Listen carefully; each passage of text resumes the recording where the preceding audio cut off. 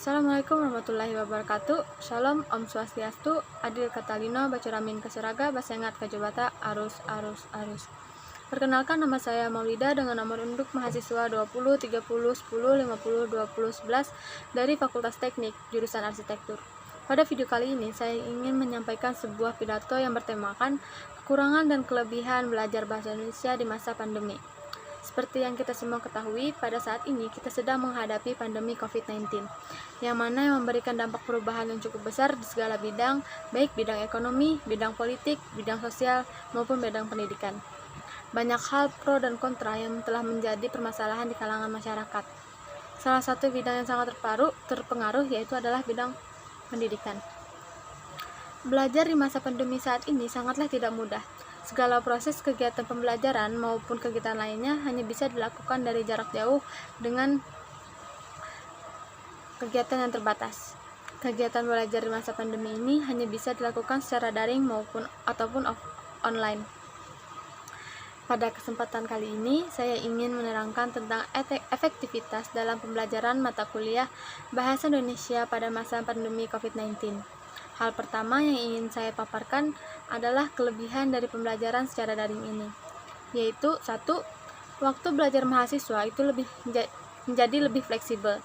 Dalam hal ini, mahasiswa ataupun pengajar dapat menentukan waktu belajar dengan mudah dan kapanpun dimanapun. Bisa dilakukan pada pagi hari, siang, sore, ataupun malam. 2. Kegiatan yang dilakukan di rumah membuat kita mempunyai banyak waktu lebih dengan keluarga. Ketiga, pada masa ini, mahasiswa bisa mengerjakan tugas dari rumah dengan waktu yang lebih fleksibel. Mahasiswa juga bisa mendapatkan referensi tentang bahasa Indonesia dengan mudah dan mempunyai banyak waktu untuk membaca artikel-artikel tentang materi bahasa Indonesia. Keempat, bisa menghemat biaya transportasi. Biasanya di perkuliahan offline, mahasiswa akan datang langsung ke kampus untuk melakukan pembelajaran secara langsung. Namun sekarang tidak perlu lagi. Secara otomatis biaya yang biasanya digunakan untuk biaya transportasi itu bisa disimpan untuk kebutuhan lainnya. Di balik kelebihan-kelebihan tersebut, banyak juga kekurangannya. Kekurangan belajar di masa pandemi ini yaitu 1. Sudah jelas dapat kita rasakan, yaitu pada wajib akses internet.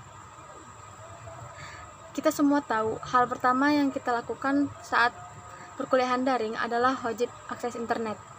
Dengan beberapa mediator pendukungnya seperti HP, laptop, iPad, dan lain-lain. Namun tidak semua orang dapat mengakses internet dengan mudah, dengan mempunyai jaringan yang bagus, dan juga mempunyai mediator yang mendukung untuk mengikuti perkuliahan daring ini. Kedua, penyampaian dan penerimaan materi tidak maksimal. Proses belajar mengajar tidak selamanya mudah dimengerti oleh mahasiswa, apalagi jika prosesnya hanya dilakukan secara daring.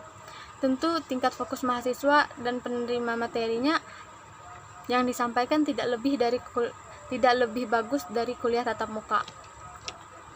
Ketiga, kurangnya pengawasan saat belajar mengakibatkan mahasiswa mulai tidak tertib dan tidak disiplin terhadap waktu. Sekarang banyak mahasiswa yang suka terlambat untuk mengikuti perkuliahan, atau bahkan tidak mengikutinya sama sekali dan hanya menitipkan absen pada temannya. Selanjutnya, berkurangnya interaksi antar mahasiswa dengan pengajar maupun dosen. Yang terakhir, keterbatasan dalam praktek dan tanya jawab antar mahasiswa dan dosen. Pemahaman terhadap materi bahasa Indonesia kurang maksimal, yang dimana setiap mahasiswa itu mempunyai daya tangkapnya yang berbeda-beda. Dan susahnya untuk kegiatan praktek, dikarenakan tidak bisa secara langsung bertatap untuk memberikan pemahaman materinya. Sehingga pembelajaran bahasa Indonesia ini tidak bisa ditangkap secara maksimal.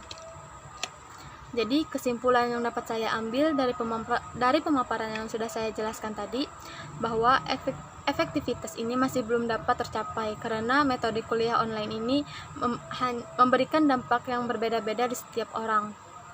Saya sendiri pun lebih merasakan kekurangannya daripada kelebihan.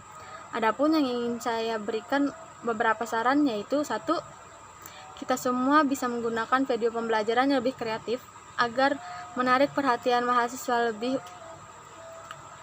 agar menarik lebih perhatian mahasiswa untuk mempelajarinya secara lanjut. Yang kedua, kita kalau ada di wilayah zona hijau dan lebih nyaman diselingi dengan pembelajaran tatap muka dengan pembatasan kapasitas orangnya untuk seminggu sekali ataupun lebih. Mungkin itu saja pemaparan saya pada video kali ini. Terima kasih.